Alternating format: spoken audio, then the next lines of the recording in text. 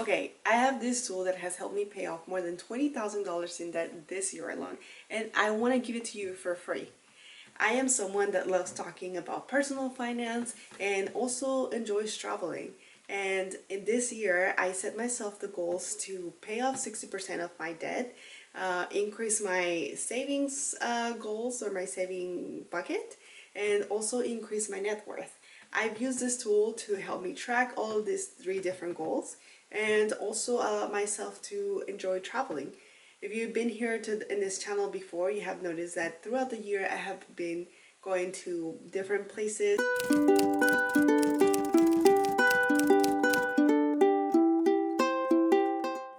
Hi, welcome back to my channel, or if you're new here, my name is Lucero, also known as Luz Outside. I love documenting my life into the wild, into going traveling outside in the world, and also doing some inner work in self-development and financial wellness. So if some of that resonates with you, please feel free to stick around and subscribe and join me in this journey. Okay, so in the spirit of Winter Arc, we're going to use this month of December to document our expenses just as a sort of data collection that can help us make an informed decision for the upcoming year. I know this is going to sound a little bit like budgeting, and it actually is, but let's change the word budgeting because it does get a lot of hate. But we're not going to worry about that right now. We're only going to be tracking our expenses and just kind of getting a feel of what those expenses really have us feel, how those expenses impact us. So, for example, if I go shopping and I buy something that I actually didn't need, and then I bring it home, and then I start feeling sort of guilt from buying it or sort of regret from buying it, you have the choice to return it or keep it. But at the end, we want to just document how that purchase made us feel so that we can see if it's something that we want to allocate space in our budget to for the next year. And because it will be my 100th video posted on YouTube, I wanted to get kickstart the 100K era of my own personal journey for many different things. I want to this year get to my 100K net worth. I also want to get to my 100K in investments. I want to get to 100K in YouTube subscribers eventually. So if you want to support that goal, please feel free to like and subscribe to this YouTube channel. I hope that this inspires you, and let's get started, shall we? Okay, so now we are on your financial tracking game plan. And what we have here is basically a budget. I know a lot of people hate the word budgeting, like I said, and they feel like it would be a restrictive sort of a way of managing their finances.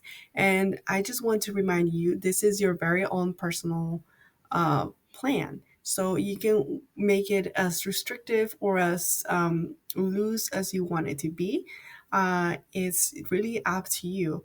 If you feel like you're struggling and you really would rather have, that membership to ClassPass because you really enjoy you had yoga classes, then make sure to make room for those kind of things and eliminate the things that you don't.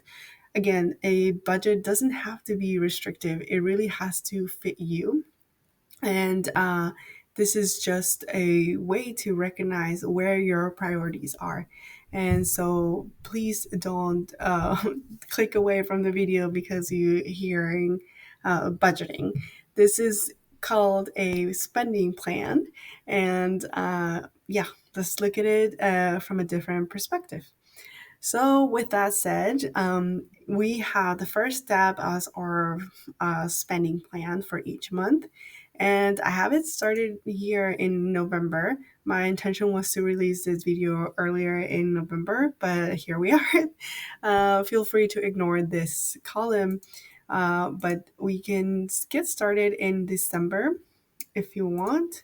If not, just leave it off until January when we have more information about what we're going to do for the remainder of the year.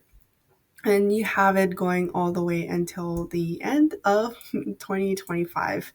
This tracker can just be reused year after year.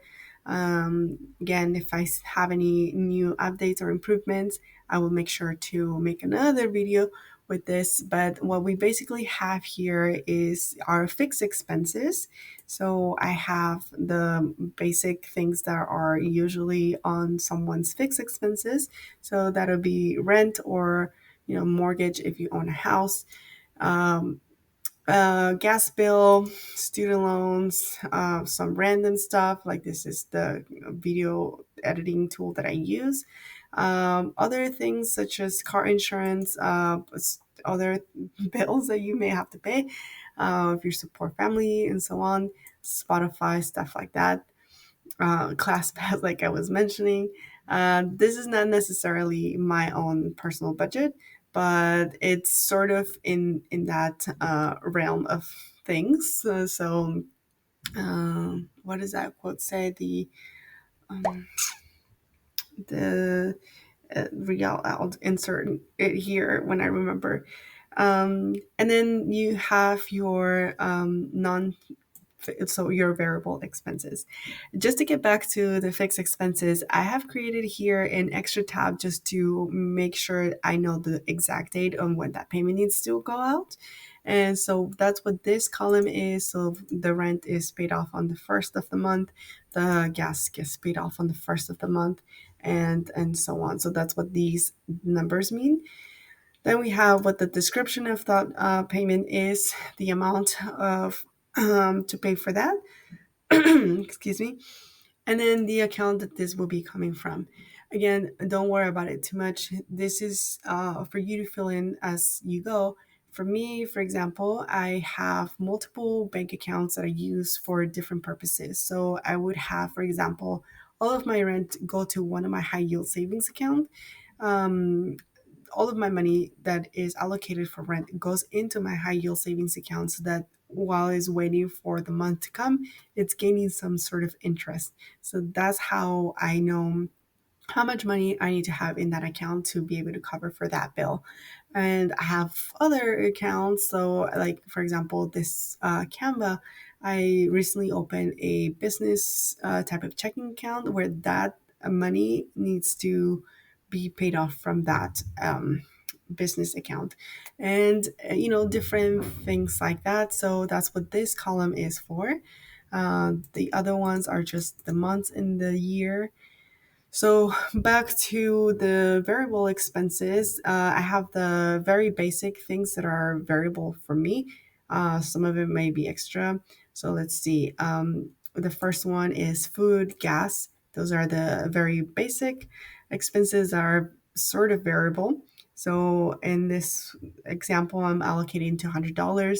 And again, what account is it coming from? Are you paying with your credit card to get points? And then you need to pay that credit card later in the month or next month, something like that.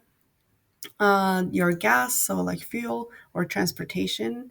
The EF stands for emergency savings. So what am I paying myself as, my savings type of goal? Any travel savings, so this is also known as a sinking fund. So anything that I'm saving in this month so that I can spend eventually sometime later in the year. So that's what I have that here for. Laundry expense, for me, it's just, it makes sense to have it on there. Um, I don't have many other expenses. So, but I know that that's one that I always have each month. So I want to make sure that I at least account for it.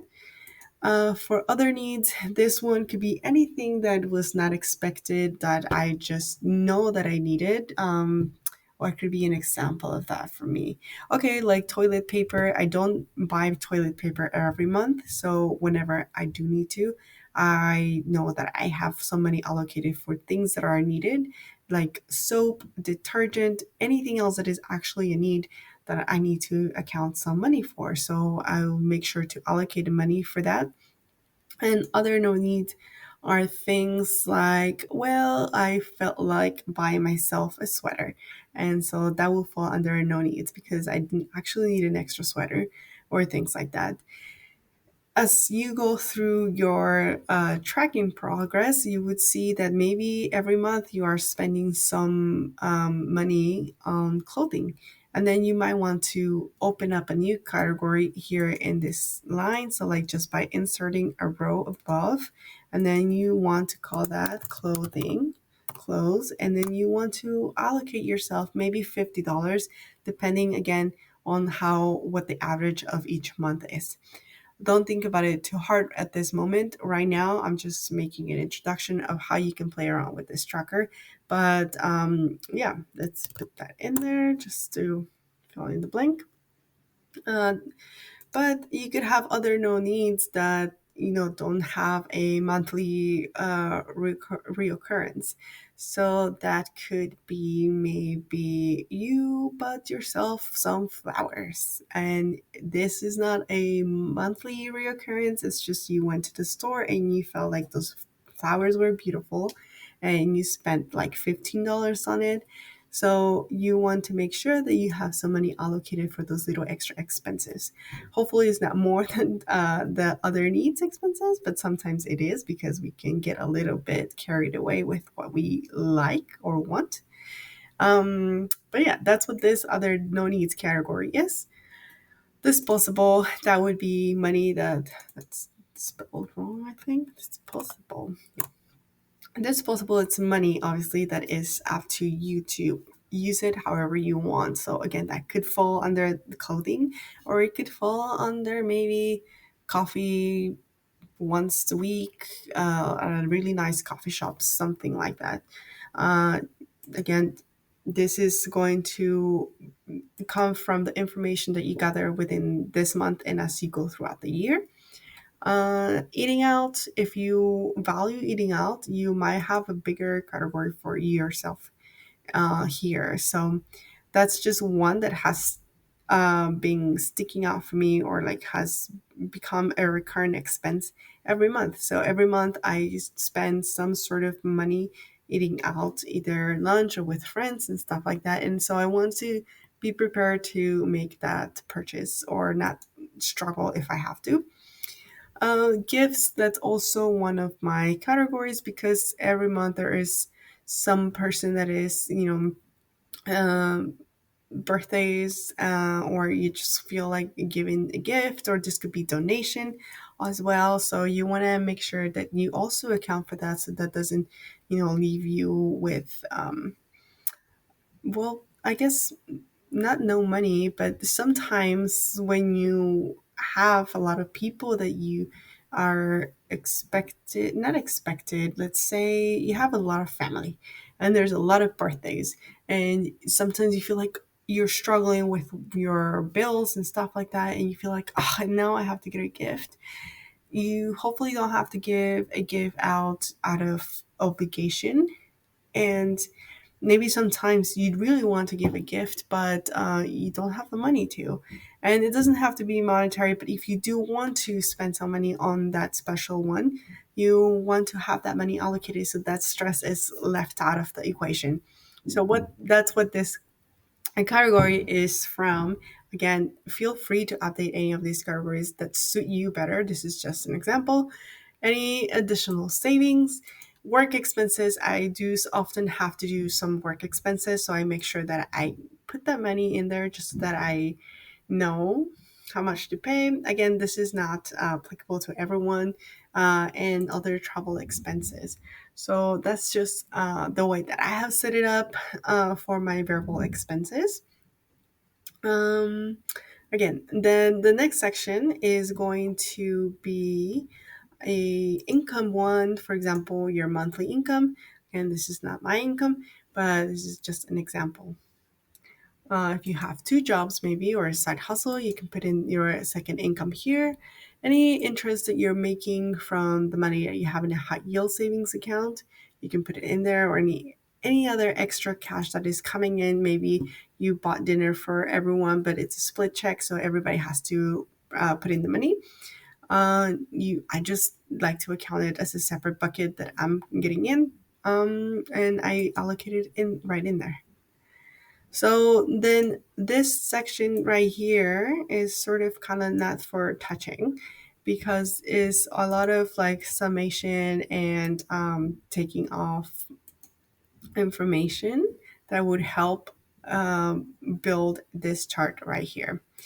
And so if we go back, we basically have the first section as fixed expenses plus the section of variable expenses. And we get that subtracted from our income. So it's a basic math equation to help us understand where we stand in our budget. Are we under budget? So we need to cut, in this case, $800 off because we're minus $800 from our budget. So if, for example, we do 100 here, just so that we can see the difference, we should be even completely right here. Or if we have a lower rent payment, maybe 1,200, then we can see that at the end of the month we should be a positive of 400. So that's what these formulas do. Just feel free to play around with them. They're pretty basic, I think. There's nothing fancy about this tracker. So yeah, just feel free to update it, and then however it fits your needs. The next one that I want to touch base on is spending tracker. And the intent of this section is that we become aware of where we're at. And so it's basically a sort of data collection type of file or type of notes, I guess. And what we want to do is entering each of the transactions that we have had so far this month. You can go as far as November if you want, or as as far as you want. The more data you have, the better you're going to be able to make predictions of what your allocations for each of your fixed or expenses or variable expenses is going to be for each month. So without getting too complicated, I'm just going to let's just all do it for the month of December. And so we want to go back to each of our accounts, like I said. So I have multiple accounts. Hopefully, you just have a few, or if you have many, it's just going to take a little bit more work. But this is going to be worth it. I promise. So you want to go to the beginning of the month and say, for example, on December 1st, you spent like $345 in a coffee. Oops, coffee. You pay that off with your credit card, let's say my Venture X, and that is just, I feel good. I like this expense. I like this. So this is where I encourage you to go in and make a note of how you felt about making that purchase, so that you can, start to get a pattern of what some purchases make you feel. I also paid a rent or something like that, and we said that was 1,200. So we can say that rent. Again, this may not be necessary, may or may not be necessary, up to you. This one, let's say I paid with my Ally checking or my Ally savings, actually, because we're saying we're keeping the rent money in the high yield savings account. That's just a need. I know this is a need. So let's say also on December 4th, I spent $85 on some furniture. With, again, I pay with my credit card. And so I didn't need this furniture, so I'm kind of feeling iffy about it. So I'm gonna make a note. Iffy about it. We're not going to uh, act on it yet unless it really makes you feel iffy, you really don't like it the way that it looks, and you feel like it would be better off that you return it, then go ahead and do that. But like, the idea is that we make notes about these things this month only, where we can get a feel for the our purchases.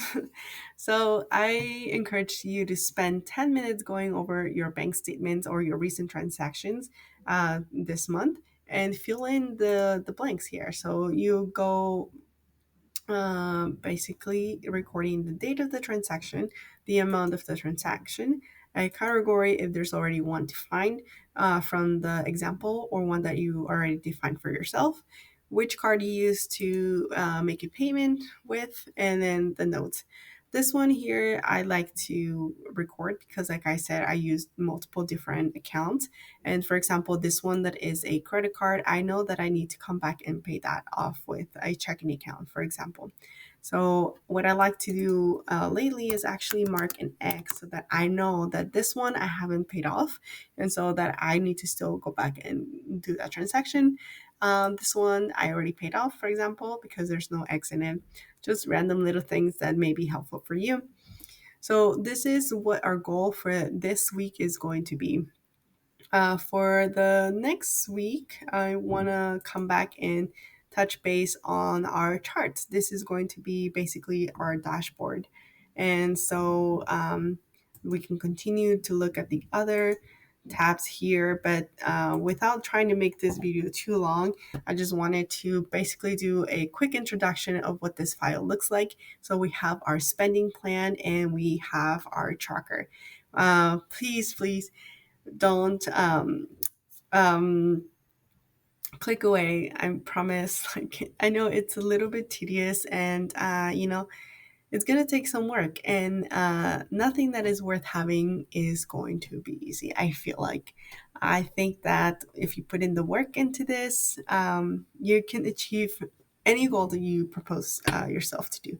So maybe now it's a good time to talk about your why. Okay, I know a lot of people say this a lot, and it's actually because it's true. It's very real and it's very, very important for anything that you want to achieve. Your why is going to be your anchor into making progress towards those goals. You basically need to develop a very, very strong why of why you're doing this. For me, for example, I just want to be debt free. I want to be able to move to Portugal, for example, live with my boyfriend, and don't feel like I need to be making this much income to be able to pay my debt and, enjoy my life, enjoy all of my earnings to myself. And so that is the why that I remind myself of why I'm doing this, why I'm even trying to get extra income somewhere else besides my 9 to 5 and things like that. So your why has to be strong enough that when you don't feel like sitting down for 10 minutes on your laptop going through each of your accounts, documenting each transaction, because it's tedious, I tell you. I ended up getting used to it, getting into the habit of it, enjoying seeing my progress. And but it was hard at the beginning. At the beginning, I would miss a week, and then I would miss two, and then it would be a whole month without recording anything. So when you feel the weakness of not going into your account and making this work, remind yourself of that why. It's very important that it's as strong as it can be, because that's what's going to really, really get you up. Not motivation when you're lacking motivation, or when you're lacking the desire to face this situation. You're going to take a deep breath, remind yourself of your why, and then get to work, because I promise you it's worth it. Once you start seeing the progress, you're gonna want to just continue and get obsessed probably. The really good thing about this is that because now you become aware of where your money is going, where your priorities are, you can start making the decisions that are going to make you happier. For me, is to feel more at peace in my finances, to be able to travel wherever I want, or like just travel more often, or enjoy my life outside of work. That's probably one of the reasons why my channel is just called Luz Outside, because work doesn't have to be everything. At least it's not for me. there's more to life, and I think that one of the tools to get to enjoy my life is getting financially healthy. And so if you are interested in this and you want to get yourself back in track on your goals, your financial goals for 2025, I'll leave a link to my website. You're going to go to the website, subscribe so I can get your email, and I'll send you a link to where you can download this tracker. So that will have you subscribe to my email list, but feel free to unsubscribe if you want. Feel free to share that once you get your hands on it, make updates or anything. I really just want to get this tool out to as many people as that want to use it, that want to really, get themselves on track with their goals. And yeah, just it's a free tool. I really don't know how else to share it, so I really wanted to get it out there for people to start their year strong. And so yeah, I hope that it helps you at least start thinking or planning for your 2025 so that this can be your best year ever. I thank you so much for watching, and I hope to see you soon. There should be more travel videos coming up and more financial. So next week I'll be sitting down here again so that we can go over the remainder of the tracker and how to use it. But other than that, thank you for being here, and I'll see you next time.